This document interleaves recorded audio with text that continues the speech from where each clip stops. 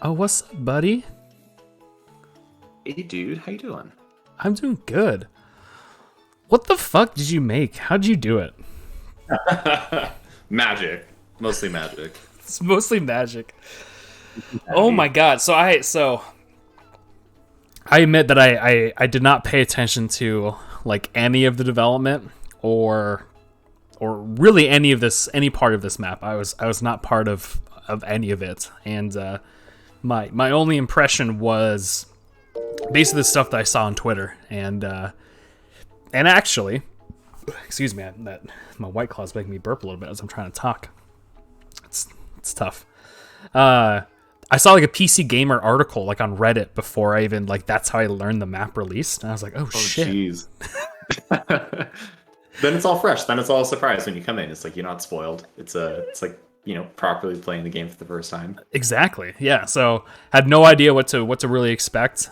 Didn't even watch the trailer. I was just like, let's just Dang. go in fresh. And dude, blown away, unbelievably blown away. Like, just the vibe of Sonic is so pure in there. You got the 30th anniversary thing, super easy to play. Just the art, the animations, the interactivity. The fact that the Chaos Emeralds are like a bitch to find, so you can just play the. Sorry about that. Yeah. No, it's all good. It's all The right. RNG gods did not shine on you today. Yeah, it's all right. No, I'm glad I got to see one though. Oh, Jig, coming in with $100 Thanks donation. for the code. You're welcome, Jig. Thanks, buddy.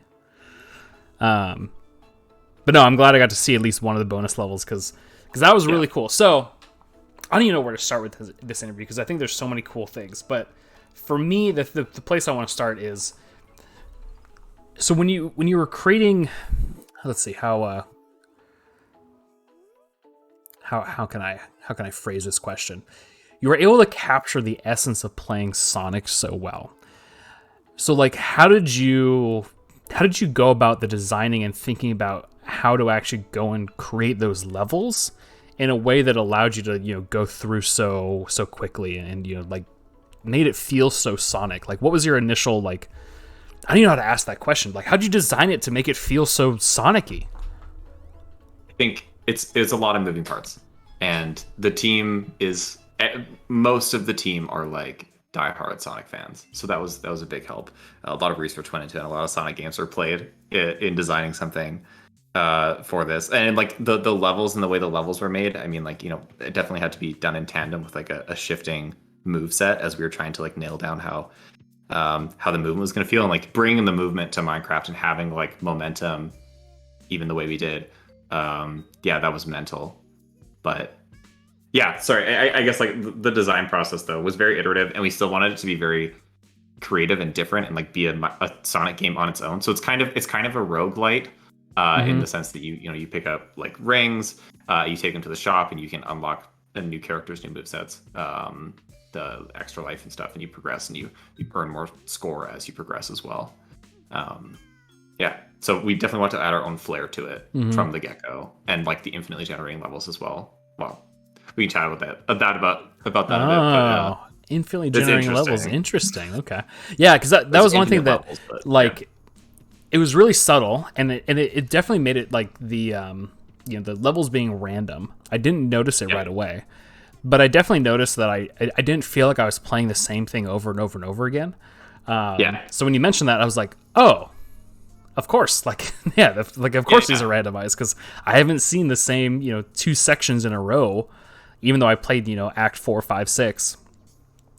Yeah. So is that kind of a pretty early decision that you guys made to do that? Yeah, 100%. I think the thing that was tough about it is they're like, okay, it's Minecraft, so it should be generating in some sense. Like everything should feel novel. It's we want it to feel like it's Minecraft familiar in that sense. But one of the big things with Sonic is that, you master the levels, all the jumps and turns. So you shouldn't ever really have to be surprised by anything. So the levels are split into like 64 by 64 modules that kind of like swap out interchangeably. But you can come to master and learn those modules so that you can perfect your time still and not, be throwing all these curveballs. Kind of throughout the whole thing. Yeah, I mean, from a speedrun perspective too, because I know that you've been running those on, like on your social accounts and stuff like that. like I think that's the right approach for randomness, because I think there's not to become a total purist about speedrunning, but a lot of people like hate randomness in speedruns, and I get that because you don't want it to be totally different, be thrown off every time. But I also think there's like speedrunning shouldn't just be straight memorization either, because I think that's also boring. Like there has to be some amount of like skill and improvisation. So that seems like a really perfect way of blending those two things, of like the idea of Minecraft that is this infinitely generating world that you can explore, and Sonic, which is like the levels are the levels, and if you could master them, you could go through. So you can master every single section, so when you recognize like, oh, this is the loop section that goes into this thing, or this is the the triple jump thing that I have to kind of glide over, you can learn the right way to go through those pretty quick. It's a really clever way of blending those two IPs. Yeah, thank you. Yeah, I think to speak to the speedrunning thing as well, yeah, a degree of randomness is kind of nice, but it can also be frustrating. So the main speedrunning that we've been doing and that we encourage is with Eggman mode, which you guys just unlocked. So that level is like, it's super long. I think for most people, it takes like 20 minutes to run the whole thing on their first try, and you have one life, and it's very hard. But it's always the same. Like it's not a shifting playground as much as the other zones are. So you can definitely come to master that one. That's a cool. good run on Eggman mode is like 7 minutes. Damn, it varies quite a bit. Yeah, that's still super. Like that's still not a short amount of time too, because I think we were doing like 3 to 5 minutes were our times mostly. That's pretty cool. Yeah, exactly. Yeah. So then, kind of, I kind of mentioned this a little bit, blending these two unique IPs. What was kind of the process working with? I mean, I kind of asked you the same question about How to Train Your Dragon, but I was kind of curious, like, how was it working with Sonic? Because I think one of the craziest things that I saw was that they like teased this map in like their videos they did for the 30th anniversary by having like a Minecraft Sonic head. Like that was just like, when I saw that, I was like, oh my god. That's so crazy. So how was working with them, and what kind of reference and assets do they give you to be able to, to create these, Minecraft versions of this beloved IP? I think Sega was a really great partner to work with, and I think one of the reasons they were so great to work with as well is like they really allowed our creativity to shine, and they were excited to take new risks and try new things, and throwing out some crazy ideas. With having like Sonic show up in their 30th anniversary thing, being able to tease stuff like that, like that's unprecedented in Minecraft. You don't generally get to see this stuff teased in any capacity, and like us adding new features that they wouldn't normally like allow in a Sonic game, or you wouldn't normally see in a Sonic game, bringing back stuff like the Chow Garden, having like Shadow playable character for the first time in a very long time. They were like super interested in all that, which is fantastic, especially for kind of like this all-star sort of map style, to have as many characters and things crammed in as we can. And artistically as well, like they gave us tons of reference. It was great. They were super collaborative. Yeah. Yeah, a couple questions from the chat. One that I can kind of touch on a little bit from Five Frame Studios. When creating maps in partnership with different like IPs, does Gamemode 1 reach out to Sega, or does Sega reach out to Microsoft, and Microsoft picks a partner? So it's definitely collaboration. So we, as Microsoft, we're the ones that broker the deal, because we want to be very selective about the IPs that we work with. But then we basically have a pool of partners that we pick from that are called second party partners. And Gamemode 1 is one of those, as are another, 24. And then Gamemode 1 basically gets to work directly with Sonic, or not with Sonic. Yeah, you got to, I mean, sort of, in a way. Yeah, we did totally. Did you get to meet Sonic? The creator of Sonic? No, just Sonic. Did you get to meet him? I mean, he's real. I did not. I should have known this, I feel like. So that's what's really cool about these is like, we try to get out of the way of the creativity. We want to just kind of be there as facilitators and help the production along. But it's really your team, Gamemode 1, that gets to really build kind of what we want to go and what they want to do. And also a question from. Oh, go ahead if you wanted to add on to that too. Yeah, no, I was saying you guys pick really good partners for that as well. Like it's very much a collaborative process where we're like, hey, we're passionate about this, and you guys are like, yeah, and we have these opportunities, and the matchmakers, I think, is always the way we see it. Yeah. Cube Magnus says, how'd you do the air dash? How did we pull off the air dash? I guess tech wise, I am assuming. Yeah, Um, so the air dash is like the spin dash you get when you're in the air. You get slow falling effect, so you don't fall as quickly. But the biggest thing is it mounts a Ravager roar behind your head that knocks you forward, and then it sets your speed with scoreboard once you hit the ground. that's pretty I hope that cool. answers your question. Yeah. Chris has a question. Now that Chow supremacy has been established, is there going to be a dedicated Chow Garden like map? No promises, but that would be sick. Like I would love to flesh out Chow mechanics more, and it would be such a good Minecraft fit. Just wasn't in the scope of this map, but Yeah, would be sick. it would be really cool. I remember spending just way too much time in Sonic Adventure, just running around the Chow Garden, collecting them and Yeah, doing all this exactly. stuff. Another question from Jammy: what does a release date look like for you? I think we talked to a couple of other teams about this, but and I like that you're making it a regular question, Jammy, because I think it's a cool question. So, what does kind of release date look like for Gamemode 1? What are some of the? Do you have any cool traditions? You all just sit super nervously, doom scrolling Twitter? What's it kind of look like? There's definitely doom scrolling involved. It's both like the most exciting day and the most nerve-wracking day. We all jump in a call and we kind of just like filter and like bring all of the exciting new hype stuff into a chat and share it and kind of like, get to soak in the really cool moments together, which is fantastic. And there was a lot of crazy moments with this Sonic release. I think this is like out of everything we've ever done, this one went somewhat viral, which is amazing. But yeah, everybody, we just try to be there as like a team together, and hopefully we get to do that in office again soon, which would be even better. Yeah, a little pop a champagne bottle in the office, and then you get to put the doom scroll on a big monitor, and everybody just watches it. Exactly. But no, so they did a. I'll send you this email that they sent out because I think it'd be cool for you to have it. But I'll do that offline. But our PR team basically did like a recap. 33 articles were written from various different publishers. 33. So that's like PC Gamer, Kotaku, Eurogamer, all of these things. IGN, GameSpot, all the big ones. Yep. Yeah. Yep. So what was that kind of like? What was kind of breaking through? I mean, this is kind of the. I mean, I guess I can't say this for sure, but it felt like this is the first time that a marketplace map kind of broke through the the game journalism wall and kind of became more mainstream. So did you get any kind of interesting interactions from that, and kind of what was like seeing that?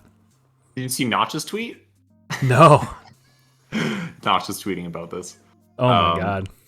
It was a thing. It was. Yeah, that was crazy. The amount of articles, the amount of press and stuff.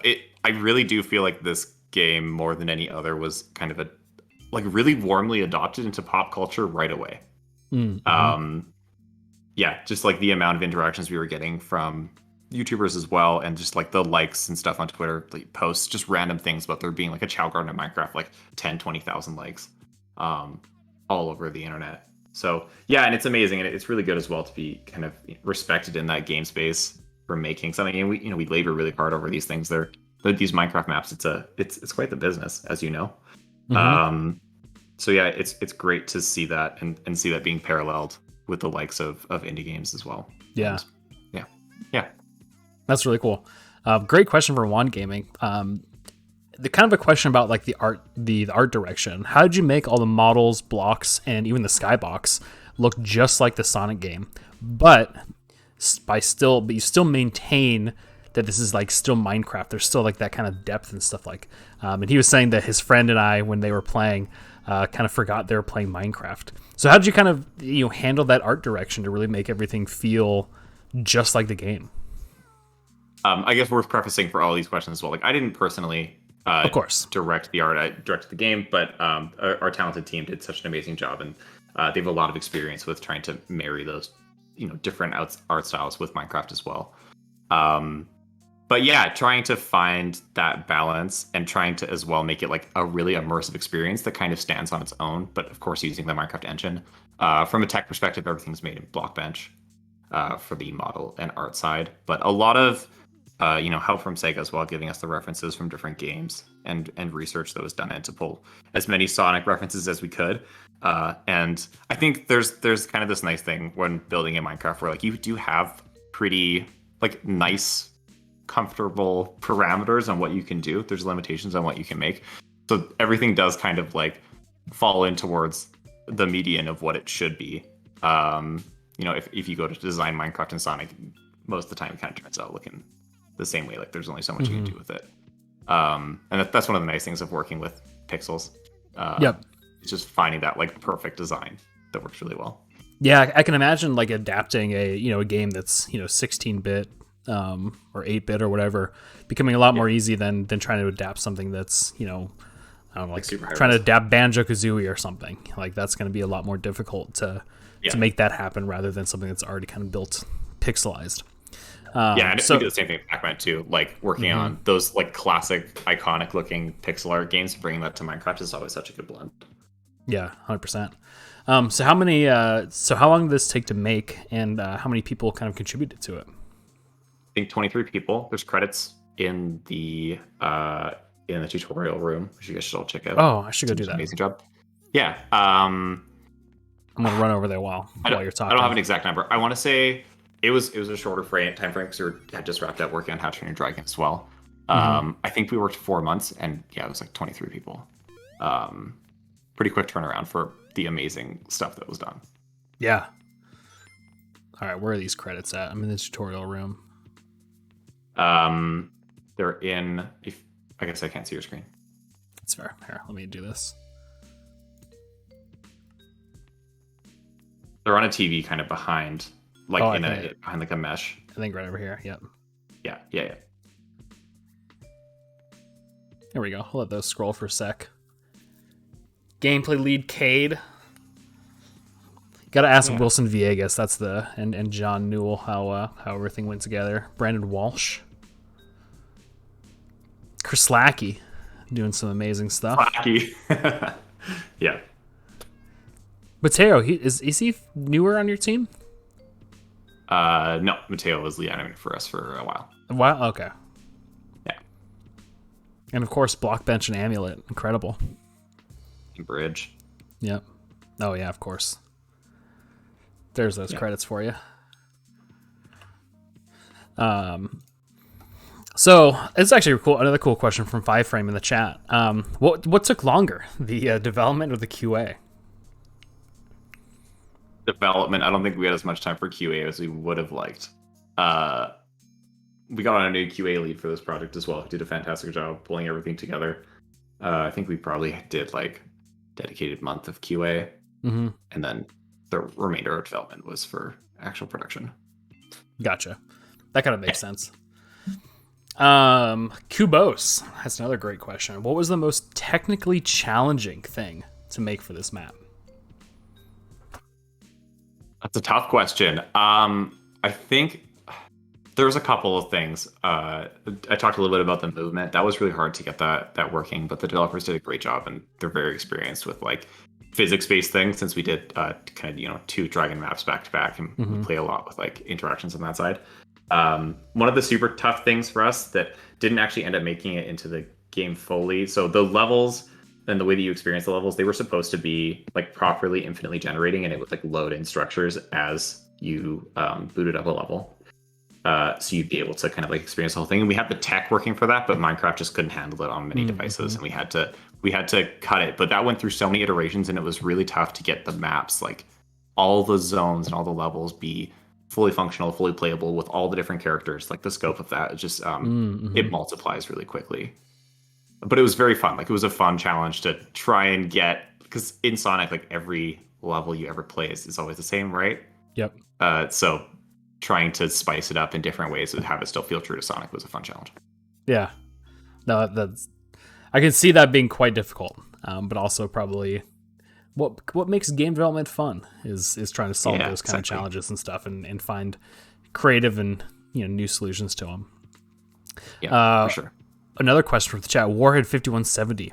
Does Gamemode 1 have any size limitations when it comes to making a map? Or does it kind of depend on the topic or theme of the map? I think it's more, at least in this case, it was more dependent on the time frame that we had. We don't generally have a limitation on how big our maps are, though. I think we always strive to make the biggest and best stuff that we can. Like that's kind of our MO.